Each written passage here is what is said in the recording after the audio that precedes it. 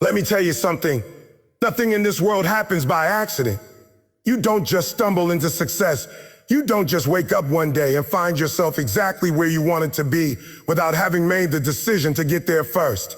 That's where it all begins. It's not luck, it's not a coincidence, it's not the stars magically aligning, it's clarity. It's that moment when you decide, oh, this is what I want and nothing else will do. That decision is the seed. And when you plant that seed deep enough, when you water it with belief and protect it from the weeds of doubt, it will grow. But the truth is, most people never even plant the seed. They go through life hoping something will work out, wandering from idea to idea, jumping from goal to goal, never deciding one thing with everything inside them. You know what happens when you do that? You drift, you go wherever the wind blows, and the wind doesn't care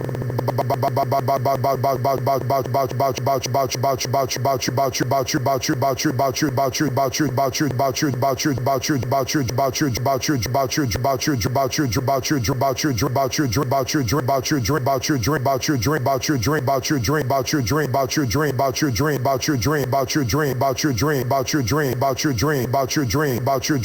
dream, about your dream, about your dream, about your dream, about your dream, about your dream, about your dream, about your dream, about your dream, about your dream, about your dream, about your dreams. You've got to be definite. You've got to be certain. You've got to know exactly where you're going before you take the first step. See, a lot of people think they have goals. They say, I want to be successful, but what does that even mean? Success in what? How? When? With who? They're carrying this vague wish around like it's going to magically turn into reality. But life doesn't work like that. You wouldn't get in a car and just start driving without knowing where you're going. But so many people are living their lives exactly like that. They're moving,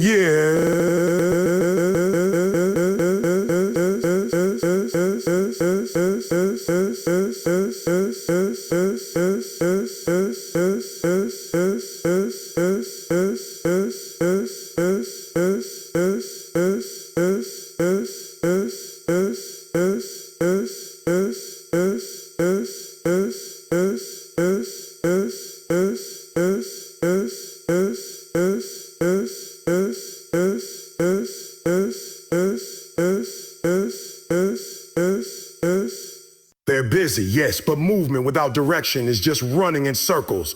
You've got to have a destination in mind that's so clear, so precise that you can close your eyes and see it in full detail. When you have a definite purpose, everything changes. Your brain starts working differently. You start filtering out distractions because now you've got something to measure them against. Does this move me toward my purpose or away from it? If it doesn't align, you drop it. And that's where most people struggle. They keep entertaining things, people and habits that don't take them where they want to go, simply because they never set the standard in the first place. But when you know your destination, you have a standard. You stop making excuses. You stop wasting time. Now, having a definite purpose doesn't mean the road will be easy. Let me make that clear. You're still going to face challenges, but the difference is when you know where you're going, those challenges don't knock you off course.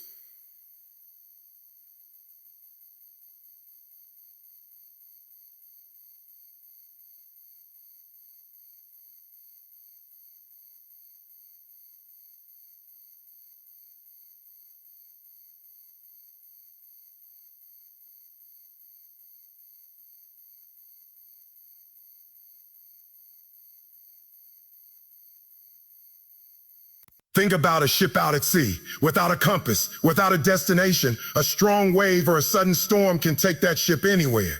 But when you have your purpose, your compass, you can navigate through the storms. You might get pushed a little off track, but you always correct your course. Here's the thing. Your purpose has to mean something to you. It can't be someone else's dream. It can't be something you're chasing because it looks good on paper or because it's what people expect from you. If it doesn't light you up inside, you're not going to have the fuel to push through when it gets hard, and it will get hard. You got to choose something that makes you willing to get up early, stay up late, and keep going even when your body and mind tell you to stop. That kind of fire doesn't come from a half-hearted goal. It comes from a definite purpose that's tied to your heart, your values, your vision of who you want to be. When you lock in on that purpose, you start attracting the right opportunities. You start seeing connections and possibilities you didn't notice before. It's like your mind becomes a magnet, pulling in the people, resources, and moments you need to move forward. But here's the truth. That magnet only works if you set it to a specific target. If your mind is just a scattered mess of random wishes, it's not attracting anything, it's just floating. You can't hit a target you can't see, and you can't reach a goal you never defined. Some of you have been living without a clear purpose for years. You wake up, go through your routine, handle whatever comes your way, and then you do it all over again. But deep down, you know there's more. You feel it. And that feeling you've been ignoring, that's the call to decide, to choose, to stop drifting and plant your feet on solid ground. You've got to take the time to get quiet, to ask yourself the hard questions. What do I truly want? What matters to me so much that I'm willing to give my time, my energy, my focus, my life to it. And once you answer that, you commit fully.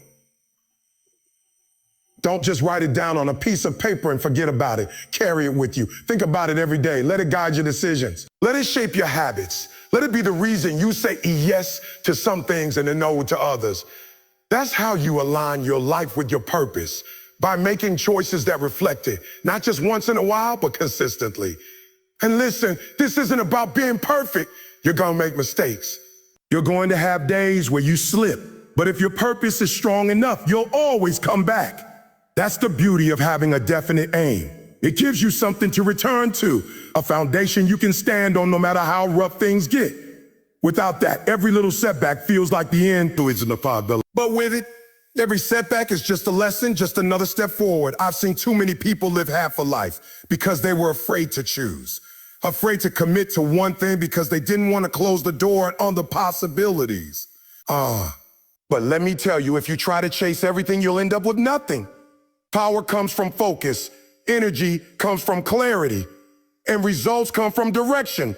So right now, this is the challenge. Decide who you want to be. Decide what you want to build. Decide what you want to build. Decide where you're going. Don't wait for the perfect time because there isn't one.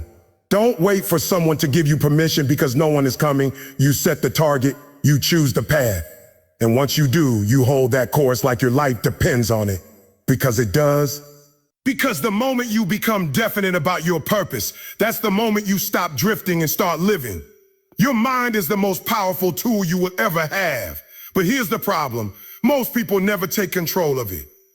They let anything and everything find a way in. They let other people's opinions, the news, negativity, fear, all of it settle in and take root. And then they wonder why they can't seem to get ahead, why they can't break free from old habits, why they can't believe in themselves. It's because they've never learned how to feed their mind on purpose. They've never mastered the discipline of deciding what thoughts get to live there. The truth is, your mind is like a garden. If you plant weeds, you get weeds. If you plant nothing, weeds still grow on their own. But if you plant good seeds, if you take the time every day to put in the right thoughts, the right beliefs, the right ideas, you grow something worth having. And that's what auto-suggestion is all about. It's the practice of deliberately choosing the thoughts you put into your mind until they become so natural, so automatic that they take root deep inside you. See, the mind doesn't know the difference between what's real and what's imagined. It only knows what you feed it over and over. If you keep telling yourself you're not good enough, if you keep thinking about how things might fail, if you keep replaying past mistakes, your subconscious will accept that as truth. And here's the dangerous part. Once it accepts it, it will start looking for ways to make it true. That's why you see people who seem to sabotage themselves over and over. It's not that they want to fail. It's that deep down, they've trained their mind to believe failure is inevitable. But it works the other way too. If you wake up every day and tell yourself, I am capable, I am strong, I am focused, I will win. And you repeat it not just with your mouth, but with emotion, with belief, with conviction. Your subconscious accepts that too. And when it does, it starts looking for ways to make that true. Suddenly, you notice opportunities you missed before. You find yourself speaking with more confidence, walking with more purpose, taking more action. It's not magic. It's focus. It's alignment between what you think and what you do. The problem is most people feed their minds once in a while, like it's optional. They'll say something positive once or twice and then expect a lifetime of change. But that's not how it works. You don't go to the gym one time and expect to be in shape forever. You don't drink one glass of water and think you'll never be thirsty again. You've got to feed your mind every single day. It's repetition that builds belief. It's repetition that locks it in. And don't get it twisted, it's not just about saying nice words. Autosuggestion isn't about lying to yourself. It's about speaking truth to yourself until it becomes real in your actions. You might not be where you want to be yet, but when you affirm it, you're planting the seed. You're telling your mind, this is the direction we're going, and you keep watering it with more thought, more belief, more action. That's when it starts to grow into reality. You've got to protect that process. You can't be planting positive seeds in the morning and then letting someone dump negativity on them all afternoon. You've got to be careful about what you watch, what you listen to, who you spend time with, because all of it is feeding your mind one way or another. If you spend your days around people who complain, guess what? You're going to start thinking in complaints. If you spend your days filling your head with doubt, guess what? Doubt is going to show up in your decisions. But if you spend your days filling your mind with vision, with belief, with truth, then that's what's going to shape your reality. You've also got to understand your subconscious is always listening. It hears the words you speak when you're frustrated. It hears the thoughts you think when no one's around. That's why you can't afford to keep repeating things like I'm tired, I'm broke, I'm not good at this, and nothing ever works out for me. Every time you say it, you're programming yourself to keep living it. You're telling your mind to expect more of it. That's why you've got to flip it. You've got to speak what you want, not just what you see. It's like steering a ship where don't shout where you don't want to go. You steer toward where you do want to go. If you keep focusing on what's wrong, you'll keep heading in the wrong direction. But when you focus on what's possible, on where you're going, who you're becoming, you set a course towards something better. And here's the key, you can't wait until you will feel like it. You might wake up some mornings tired, frustrated, discouraged, and the last thing you want to do is speak life into yourself. But that's exactly when you need it most. Because the way you feel is temporary, but the way you think creates patterns. You can't control every emotion, but you can control what you keep repeating to yourself. And over time, what you repeat will change what you feel. You've got to commit to it like your future depends on it, because it does. Every great thing you will ever achieve starts in your mind first. It's imagined before it's lived, it's believed before it's built.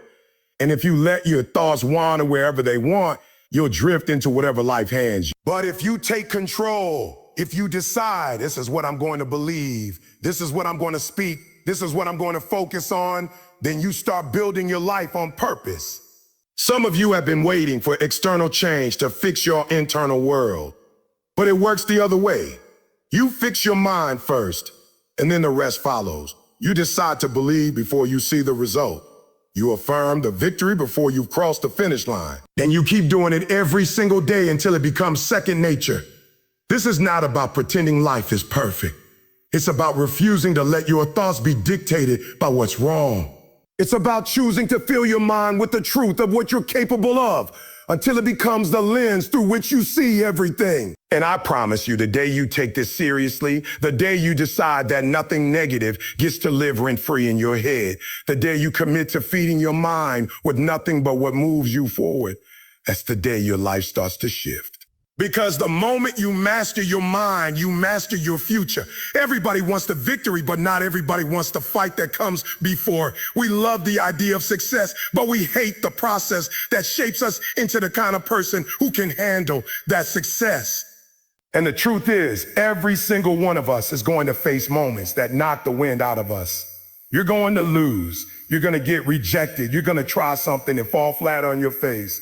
You're going to have people doubt you, laugh at you, maybe even walk away from you. And in those moments, it's easy to think, maybe I'm not cut out for this. Maybe I should quit. But that's where you're wrong. See those moments, the ones that sting, the ones that make you question yourself. Those are the very moments that can become your greatest advantage if you know how to see them for what they are. Adversity is not there to stop you. It's there to strengthen you. It's not punishment, it's preparation. Every setback carries within it the seed of an equal or greater benefit.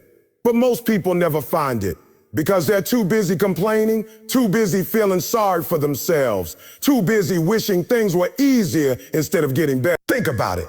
If everything in your life went exactly as planned, you wouldn't grow, you wouldn't stretch, you wouldn't build the resilience you need to carry the weight of your dream.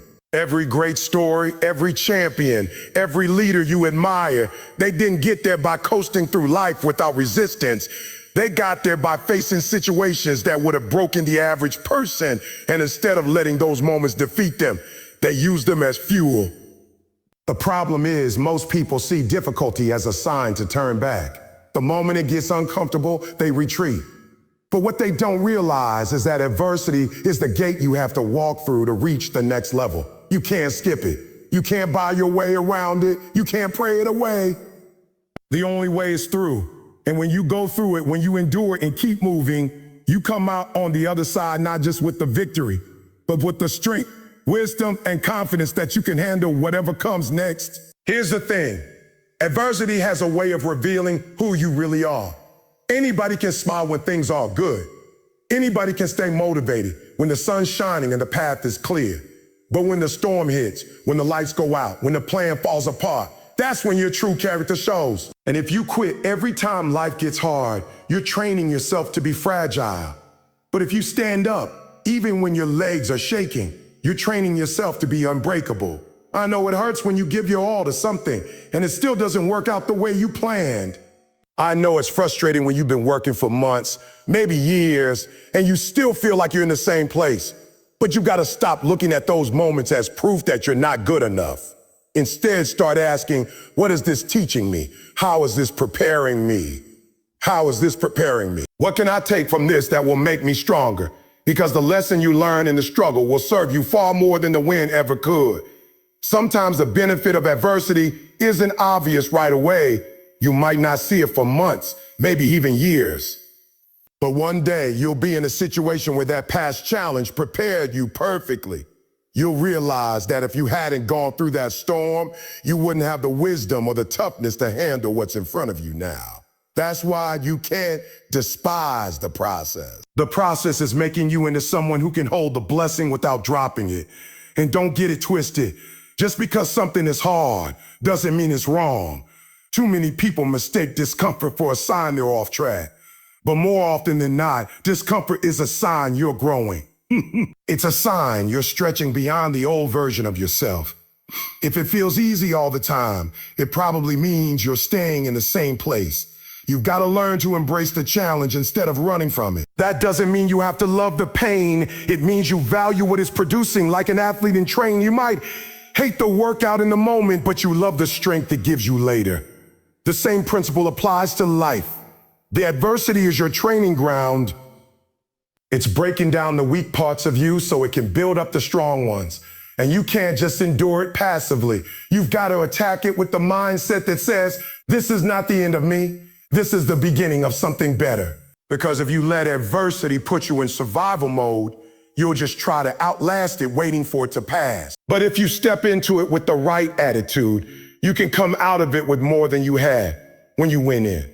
You can come out of it with knowledge, with strategy, with endurance that no one can take from you. The truth is, the very thing that's frustrating you right now might be the thing that sets you apart from everyone else. Because while they gave up when it got hard, you didn't. While they let the setback define them, you let it refine you. While they told themselves the door was closed, you kept knocking until it opened. Or you built a new door altogether. I'm telling you, the next time you face adversity, don't just ask, oh, why me? Ask, oh, what now? What can I learn from this? How can I use this? What is this moment shaping in me that I'm going to need later? Because when you start seeing adversity as a gift instead of a curse, you take back the power. You stop being a victim of your circumstances and start being a master of. You can't avoid hard seasons, but you can choose how you respond to them. You can let them make you bitter, or you can let them make you better. And if you want to reach the highest level of what's possible for your life, You've got to choose better every time. Because the moment you stop seeing adversity as an obstacle and start seeing it as an opportunity, that's the moment you realize it was never here to break you. It was here to build you. Everybody's got ideas. Everybody's got dreams. Everybody's got a picture in their mind of what they want life to look like. But here's where most people get stuck. They stop at thinking about it. They talk about it. They write it down. They visualize it. But they never put in the daily, consistent work to make it real. And that's why so many people live their whole lives frustrated. They think the problem is that they don't have enough resources or enough opportunities. But the truth is, the problem is they're not taking enough action. Ideas are powerful, yes, but only when they're backed up by execution. A dream without action is just a wish. A plan without action is just a piece of paper. You can't just sit there waiting for the perfect moment, waiting until you feel ready, waiting until you've got every detail figured out. That moment will never come. The people who win aren't the ones who had it all figured out from the beginning. They're the ones who started moving and figured out along the way. The reason action is so important is because it's the only thing that creates momentum. You can think about your dream all day, but until you take that first step, nothing changes. That first step might be messy. It might be uncomfortable. It might not even look like much from the outside. But once you start moving, something shifts inside you. You stop being just a dreamer and start becoming a doer. And the more you do, the more confident you get. The more confident you get, the more you do. That's how you build unstoppable momentum. But here's where a lot of people lose that momentum.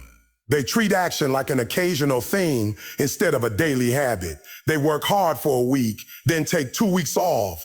They grind for a month and slow down because they don't feel inspired. And then they wonder why they never seem to make real progress. Consistency beats intensity every time. It's not about doing everything in one day. It's about doing something every day. Small, deliberate steps add up over time. The thing is, action requires discipline. It's easy to work when you're excited. It's easy to push forward when everything's going right. But the real test is what you do on the days when you're tired, when you're discouraged, when nobody's watching, when it feels like the work you're doing isn't making a difference. That's where champions are made. Because those who take action only when they feel like it will always be at the mercy of their emotions. But those who take action, regardless of how they feel, they're the ones who create results. You've also got to understand that action doesn't mean perfection. In fact, waiting for perfection is the biggest enemy of action. Some of you are holding back because you're afraid of making a mistake, afraid of looking foolish, afraid of failing. But you've got to remember, failure isn't final unless you quit.